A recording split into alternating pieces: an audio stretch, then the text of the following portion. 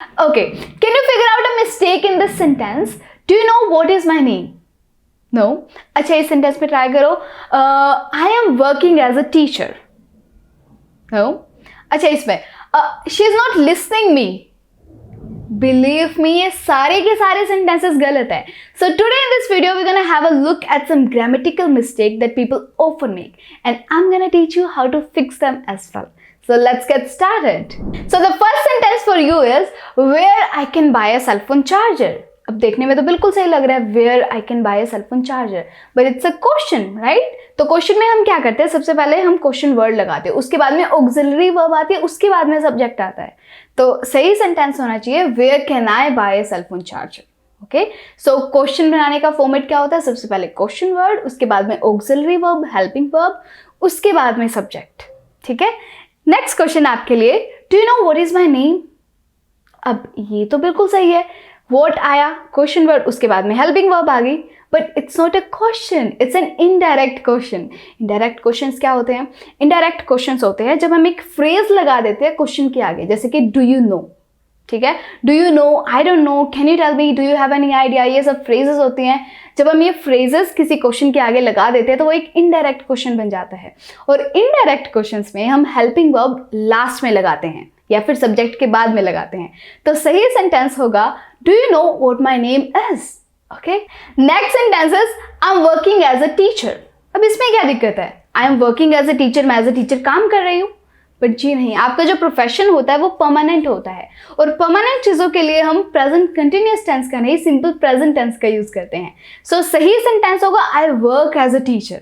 Okay, in the same way Vihana Delhi में रहती है, Vihana is living in Delhi. No, Vihana lives in Delhi.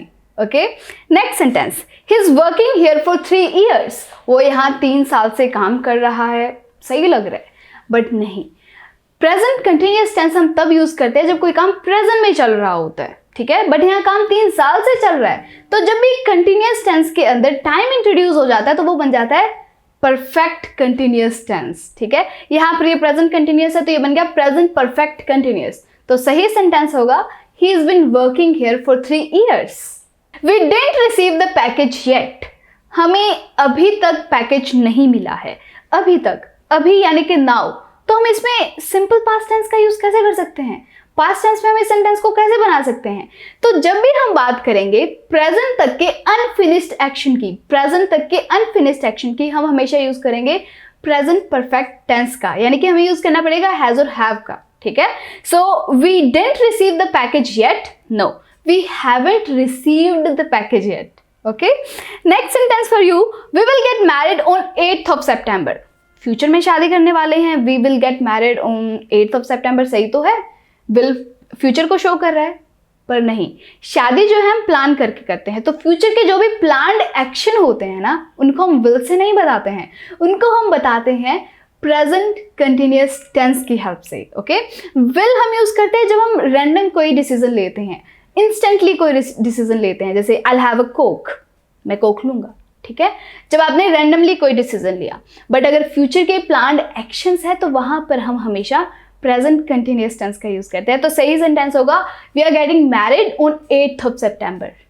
Next sentence, Vihana spended all her money within a week. इसमें क्या दिक्कत है, इसमें दिक्कत है ये वर्ड स्पेंडेड से. There is no word like spended in English. सही वर्ड होगा स्पेंट. स्पेंड वर्ब होती है, इसकी सेकेंड फॉर्म है स्पेंट, थर्ड फॉर्म भी होती है spend. So Vihana spent all her money within a week, ये सही होगा. Next sentence, your English is more better than mine. More better than mine, better खुद में एक कंपैरेटिव डिग्री है, तो हम इसके साथ में मोर क्यों लगा रहे हैं. मोर भी कंपैरेटिव डिग्री हो गई, बेटर भी कंपैरेटिव डिग्री हो गई, इसका कोई मतलब ही नहीं है. ठीक है, मोर उन एडजेक्टिव्स के लिए है जिनकी खुद की कंपैरेटिव डिग्री नहीं होती है, जैसे beautiful, beautiful, more beautiful, most beautiful. पर बेटर खुद एक कंपैरेटिव डिग्री है, गुड, बेटर, बेस्ट, तो इसके लिए हमें मोर लगाने की जरूरत नहीं है. सही सेंटेंस होगा your English is better than mine. Okay, there are less libraries today as compare to 10 years ago. बात तो सही है, बट सेंटेंस गलत है.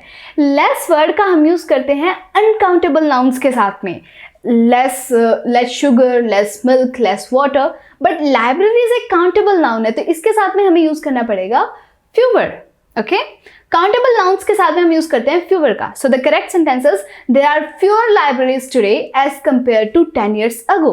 Okay, next sentence for you. You are not listening me. इसमें क्या गलती है? देखो, listen, the verb listen always follows preposition to. So the correct sentence is, you are not listening to me. Okay, your teacher always says, listen to me. Okay, next one.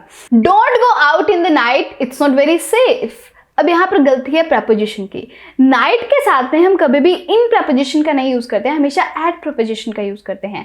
In the morning, in afternoon, in evening हो सकता है, but always at night. Okay, so don't go out at night, it's not very safe. Okay, this one is correct. And that's a wrap. See, grammar isn't so scary, just a little, like a clingy friend who won't let you go. But with some practice, you will handle it smoothly. See you next time.